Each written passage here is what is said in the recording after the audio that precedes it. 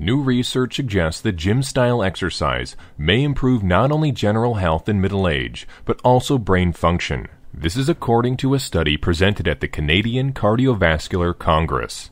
For the study, participants engaged in high-intensity interval training that included short periods of low and high-intensity aerobic exercise on stationary bikes. For a period of 4 months, they were involved in twice-weekly sessions of high-intensity interval training combined with twice-weekly sessions of resistance training.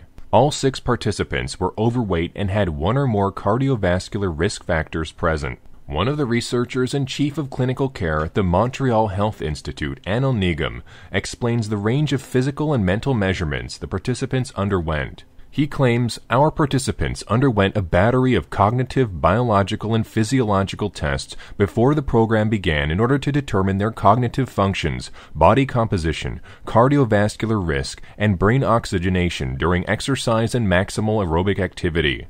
Nigam adds, cognitive function, VO2 max, and brain oxygenation during exercise testing revealed that the participants' cognitive functions had greatly improved thanks to the exercise. VO2 max is a measure of the body's capacity to take in, transport, and utilize oxygen during physical exertion. It also impacts the body's ability to provide the brain with oxygen, which in turn affects cognitive function.